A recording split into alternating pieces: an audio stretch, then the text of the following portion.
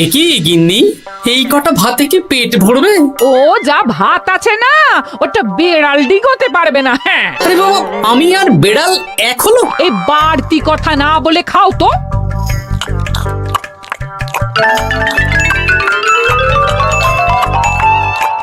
গিন্নি, পেটটা ভরেনি বুঝলে, তুমি আর এক হাঁড়ি ভাত বসাও। আমার জন্য 2 হাতা রাখা আছে, ওটাও খেয়ে নাও না, খাও। আমি আর ভাত বসাতে পারবো না, এখন উনুন ধরাও, আঁচ দাও, ভাত বসাও। আহ, আরে তোমারটা তুমি খেয়ে নাও না, তুমি তো জানো আমার এইটুকু খাবার পোষায় না। তারপর তুমি আজকে ওই ওলের ঝোলটা যা বানিয়েছিলে না, আহা। খাই খাই খাই খাই করে আমার জীবনটাও খেয়ে ফেললে গো। আরে বাবা, ভগবান এই পেট দিয়েছে কিসের জন্য? এত খাটাখাটনি সবকিছুই তো এর জন্য নাকি? হ্যাঁ,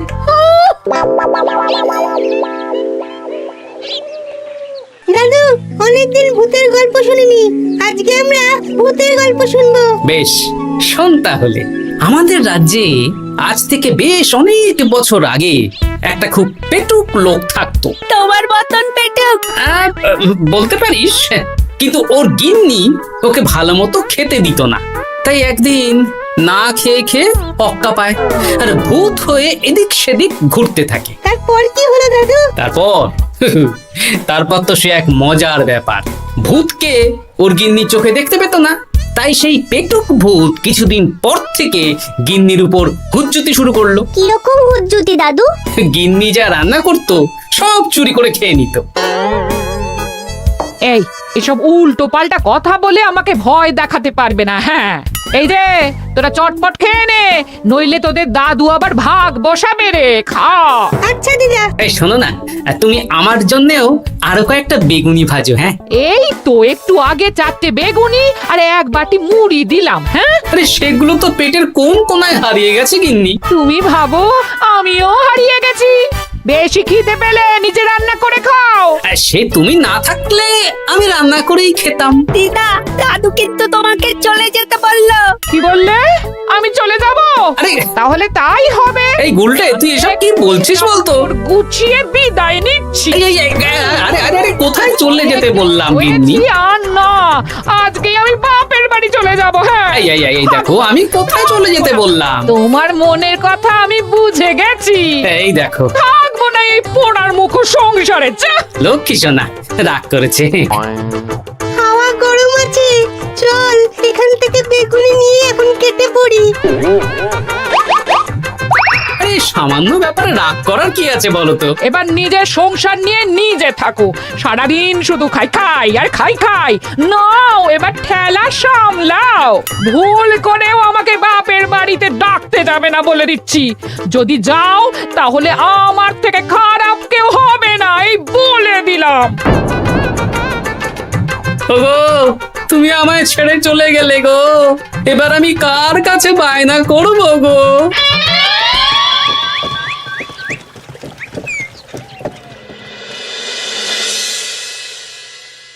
কিরে, তুই একা একা? জামাই কোথায়? তোমাদের জামাইকে ছেড়ে চলে এসেছি। এ মা, তুমি কি থাকতে দেবে না আমি চলে যাব? এসব আবার কি কথা বলছিস তুই? হ্যাঁ, এ তো তোরও বাড়ি। আমাদের ভাত ডাল জুটলে তোরও জুটবে। কি হয়েছে রে দিদি? দিন রাত খেটে খেটে কয়লার মতো পুড়ে যাচ্ছি, আর ওনার বায়না শেষ নেই। সারাদিন শুধু খাই খাই আর খাই খাই। এবার বুঝবে জামাই বাবু। হ্যাঁ, নিজে হাত পুড়িয়ে রান্না করার ঠেলা।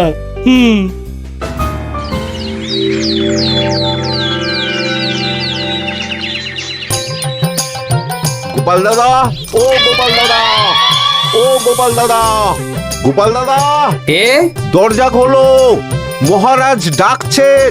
এই রে, অনেক বেলা হয়ে গেল। আরে দরজাটা খোলো। যাচ্ছি যাচ্ছি।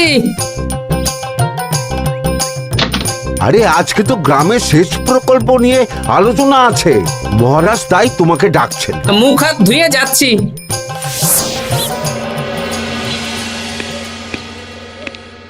দেখুন মহারাজ, দেখুন এত বেলায় গোপাল এলো, তাও নিজে আসেনি, ডেকে নিয়ে আসতে হলো। সত্যি গোপাল, আজকে এত জরুরি একটা আলোচনা সভা, কোথায় তুমি তাড়াতাড়ি আসবে? তা না করে গোপাল বাড়াবাড়ি করে ফেললো। গোপাল, এই আমি শেষবারের মতন বলে দিচ্ছি, ফের যদি এরকম রাজসভায় দেরি করে আসতে দেখি তাহলে কিন্তু কড়া ব্যবস্থা নেব। আসলে মহারাজ, আমার গিন্নি গতকাল রাগ করে বাপের বাড়ি চলে গেছে, তাই বেশ হয়েছে। আচ্ছা, যে জন্য আজকের আলোচনা সভা ডাকা হয়েছে সেটা হলো আমাদের রাজ্যের দক্ষিণে একটা সেচের জন্য পুকুর খনন করা হচ্ছে। এ তো খুব ভালো কথা মহারাজ।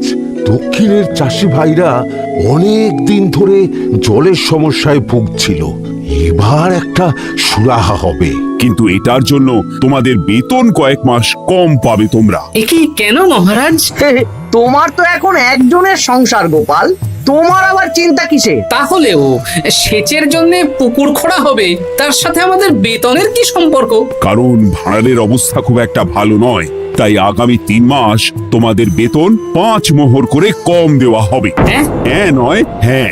আর ওই 3 মাসের কেটে নেওয়া বেতন 4র্থ মাসের বেতনের সঙ্গে যোগ করে দেওয়া হবে।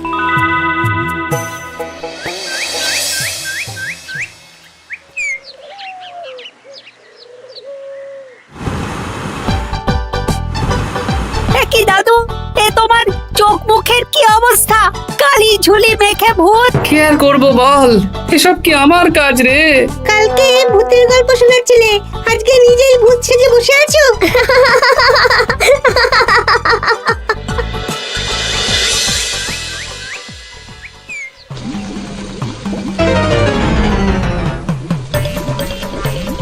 এই রে, ভাতগুলো পড়ে গেছে। দূর দূর দূর, এভাবে হয় নাকি? না, এবার থেকে ভোজনালয় থেকেই খাবার খেতে হবে। একার জন্য কে আবার রান্না করে? দূর দূর। কি গোপাল দাদা, তুমিও আমার মতন ভোজনালয়ে খাচ্ছ? আমার না হয় বাড়িতে রান্না করার কেউ নেই। আমারও নেই, যে ছিল সে ছেড়ে চলে গেছে। ভাই, আর একটু ভাত দেবে? গোপাল দাদা, ভাত আর হবে না গো, আরো কয়েকজন দৈনিক খদ্দের আসবে, তাদের জন্য রেখে দিয়েছি। তাহলে কি আর করা যাবে? একটু একটু ওই তরকারি একটা শাল পাতায় মুড়ে দে, বাড়িতে গিয়ে মুড়ি দিয়ে খাবো। আচ্ছা, তা দিচ্ছি। তুমি খাওয়া হয়ে গেলে হাত মুখ ধুয়ে নাও। আচ্ছা গোপাল দাদা, গিন্নিমা চলিয়ে গেল কেন? সে তোর গিন্নিমাকে গিয়ে জিজ্ঞেস কর। সে তো জিজ্ঞেস করতেই হবে, তোমার মতো একটা ভালো মানুষকে ছেড়ে চলিয়ে গেছে।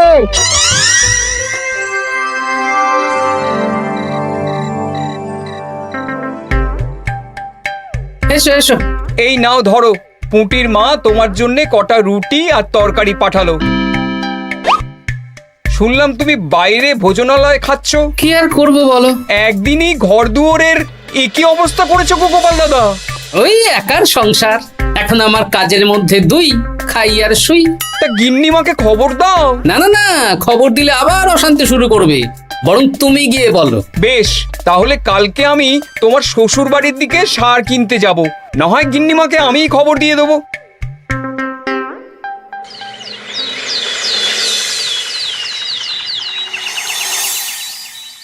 বাড়ি ঘর অগোছালো, তাতে আমি কি করতে পারি? হ্যাঁ, এখন আমি আর ওই বাড়িতে থাকি না। হ্যাঁ, শুধু তাই না, গোপাল দাদা বাইরে ভোজনালয়ে তেল মশলা দেওয়া উল্টো পাল্টা খাবার খাচ্ছে গো। থাক, আমাকে এসব কথা শোনাতে আসবে না পুটির বাবা। আমার খাটতে খাটতে জীবনটা কয়লা হয়ে গেছে, কয়লা। ওনার বায়নার শেষ নেই। হ্যাঁ, বুঝলে গোপাল দাদা, আমি গিন্নিমাকে অনেক করে বোঝালাম, কিন্তু কিছুতেই কোনো কথা শুনলো না। বেশ, শুনতে হবে না। এরকম বললে হয় নাকি?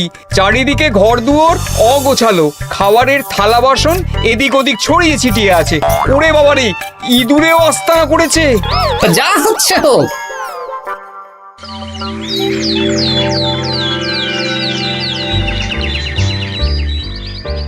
ভোলা, আটটা কচুরি দাও তো ঝটপট, খেয়ে রাজসভায় চলে যাব। এই নাও। ও গোপাল দাদা, শুনলাম নাকি গিন্নিমা বাড়ি ছেড়ে চলে গেছেন? হ্যাঁ, ঠিকই শুনেছো। তাই বাইরের খাবার খেয়ে কতদিন কাটাবে? এভাবে তো তোমার শরীর খারাপ করবে। ওই শরীরের নাম মহাশয়, যা সবে তাই সয়। রান্না বান্না করছো বাড়িতে? না, রান্না করার লোক নেই, আর আমার দ্বারা ওসব কালিঝুলি মাখাও সম্ভব না। দেখো গোপাল দাদা, এই রোজ রোজ বাইরের খাবার খাওয়া ভালো নয়। ভাবছি আরেকটা বিয়ে করব। হ্যাঁ, বলো কি? গিন্নিমা জানলে তো? জানলে জানুক, ও তো এখন আর আমার কেউ নয়। গোপাল দাদা আরেকটা বিয়ে করবে? না না না না না, গিন্নিমাকে বলতেই হবে ব্যাপারটা।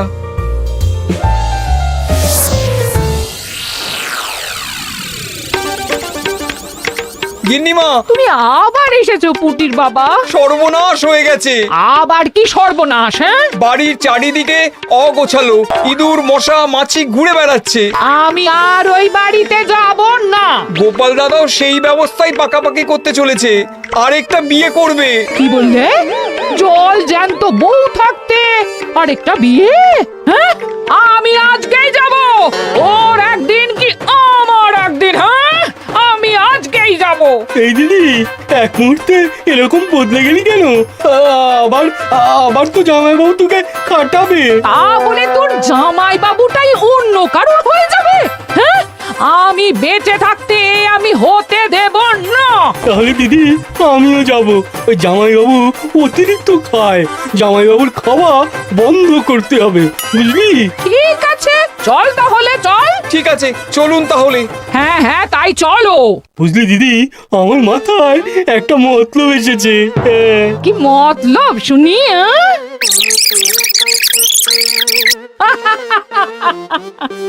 এই বেশ তো বেশ, এতে যদি তোর জামাই বাবুর অতিরিক্ত খাওয়া কমে তাহলে তো ভালোই কথা। হ্যাঁ, কিন্তু খুব সাবধান, গোপাল দাদার নজর কিন্তু বাজ পাখির নজর। তাহলে যাওয়ার পথে একটা সাজঘর হয়ে যেতে হবে। হ্যাঁ, তাড়াতাড়ি চলুন, রাতে মনে হয় ঝেঁপে বৃষ্টি হবে। কই গো, বলি কোথায় গেলে? এ কি, আমি তো বেশ ভালোই ছিলাম, তা তুমি আবার ফিরে এলে কেন? আমি বেঁচে থাকতে তুমি আবার বিয়ে করবে? ওসব চলবে না। আমি এক সাধক বাবাকে নিয়ে এসেছি, তোমার সব ভীমরতি ইনি ছড়িয়ে দেবেন। হ্যাঁ, আজকে থেকে তোমার অতিরিক্ত খাওয়া দাওয়া বন্ধ করার দায়িত্ব এনার। যা বাবা,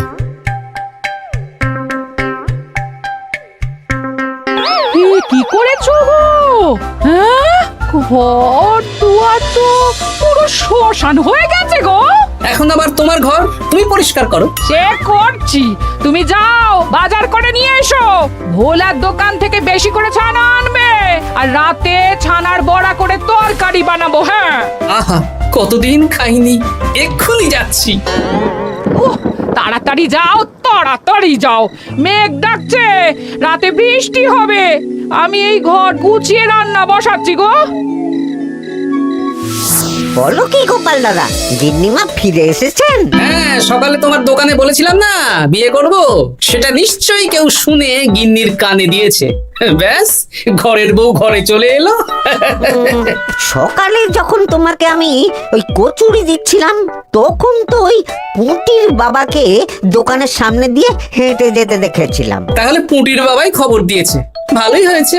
যাই হোক, আমাকে ওই 500 গ্রাম মতো ছানা দাও তো, গিন্নি ছানার বড়া দিয়ে তরকারি করবে। ভালো তো, ভালো তো, তোমরা ওই কর্তা গিন্নি একসাথে খাবে। আবার কোন সাধককে নিয়ে এসেছে যে আবার খাবার খাওয়া নিয়ন্ত্রণ করবে? দেখো কি করে তোমাকে সামলায়। এই নাও।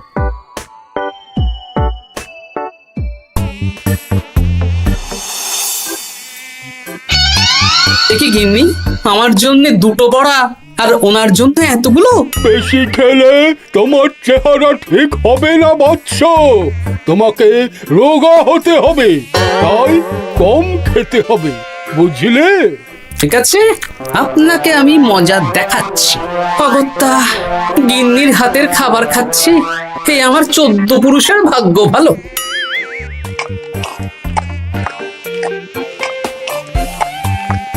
বাবা, আপনাকে আরেকটু তরকারি দিই বাবা? দে মা, দে। আমাকে দাও। একদম না, বলেছি না তোকে রোগা হতে হবে। হ্যাঁ, কি মশা রে তোদের বাড়িতে। আরে আরে নকল গুফ, মশা যাওয়ার আগে আপনাকে আমি তাড়াবো। এই কদিন চারদিকে সব ছড়িয়ে ছিটিয়ে নোংরা করেছে, মশা মাছি এত তাড়াতাড়ি যাবে না। হ্যাঁ, আমার খাওয়া হয়ে গেছে, আমি উঠলাম। আপনি ভালো করে খান কেমন?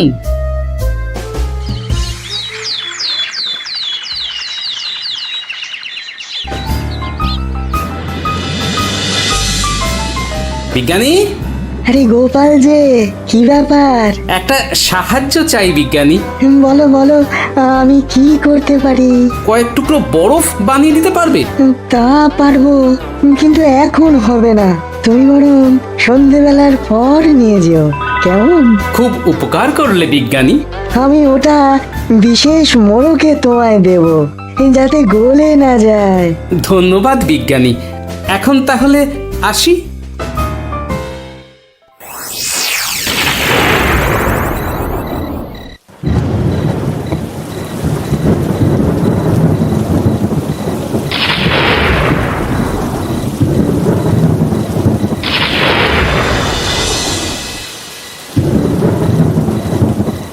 ভালো করেছিস বাবা, যা মশার উৎপাত, মশারি ছাড়া ঘুমোনো যাবে না। কথায় আছে সেবাই পরম ধর্ম, তাই একটু ধর্মকর্ম করছি আর কি। আপনি ঘুমিয়ে পড়ুন, আমরা ওই ঘরে গেলাম। হ্যাঁ,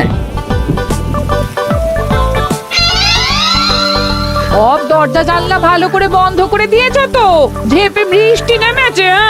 হ্যাঁ হ্যাঁ, কোনো চিন্তা নেই, তুমি ঘুমো। আজকে অনেক খাটনি হয়েছে গো। হ্যাঁ, জয় ঠাকুর।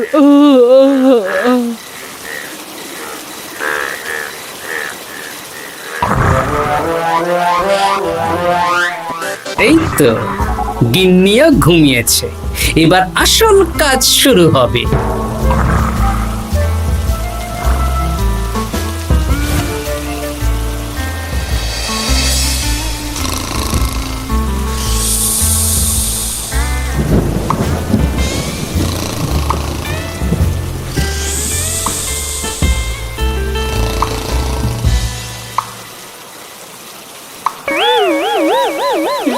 কি জল পড়ছে কেন? চাল ফুটো হয়ে গেল নাকি? এত রাতে দিদিকে ডাকা ঠিক হবে না। আরে আরে কি মুশকিল, এখনই জল পড়ছে। আরে দূর দূর।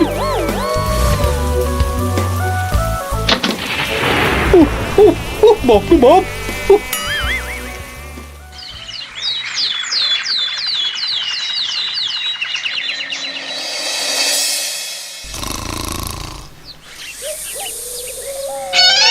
সুপ্রভাত। প্রভাত আর শো নেই। কেন? সারা রাত প্রথমে ভিজেছি, তারপরে মশার কামড় খেয়েছি। ভিজেছেন কেন?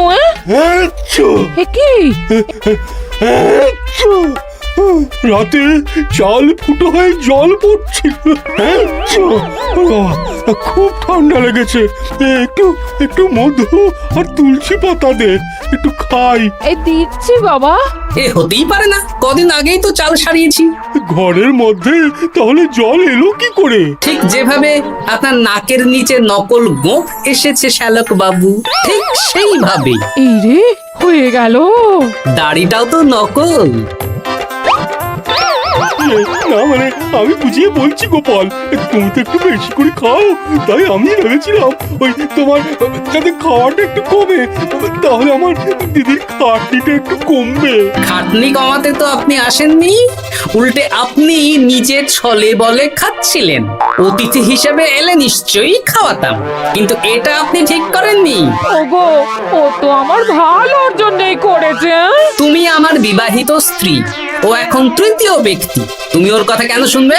হ্যাঁ, প্রথমে বাচ্চাগুলো মস্করা করলো, সেই শুনে তুমি চলে গেলে। হ্যাঁ, ওরা তৃতীয় ব্যক্তি, ওদের কথায় কান দিলে। তারপর পুঁটির বাবার কথা শুনে বিশ্বাস করলে আমি সত্যিই বিয়ে করছি। হ্যাঁ, সেই জন্যেই তো চলে এলাম। হ্যাঁ, এখানে পুঁটির বাবাও তৃতীয় ব্যক্তি, আর তারপর শ্যালক বাবুর কথায় আমাকে কম খেতে দিচ্ছ, আর উনিও তৃতীয় ব্যক্তি। ইয়ে, না মানে? হ্যাঁ মানে না মানে কিছু না। যখনই সংসারে স্বামী স্ত্রীর মাঝে তৃতীয় ব্যক্তি প্রবেশ করবে তখনই অশান্তি হবে। নিজেদের সমস্যা আমরা নিজেরাই ঠিক করে নেব। আচ্ছা গো, আচ্ছা ঠিক আছে, আর কোনো বাইরের লোকের কথা শুনবো না। এবার বলো তো, ছাদ থেকে জল পড়ার ব্যাপারটা কি? ওটা তো কাল রাতে মশারির উপরে বরফ রেখেছিলাম, আর সারা রাত ধরে বরফের জল শ্যালক বাবুর গায়ে পড়েছে। ছাদ ঠিকই আছে গিন্নি। হ্যাঁ নয় হ্যাঁ, কাল যখন খাবার খাওয়ার সময় দেখলাম আপনার গোঁফ খুলে যাচ্ছিল, আপনি ঠিক করলেন, তখনই একটা সন্দেহ হয়। ওরে ওরে গোপাল, আমি আর তোমাদের কর্তা গিন্নির মাঝে থাকবো না। আমি পালাই, আমি পালাই। ও, ও, ও, ও, ও, ও, ও।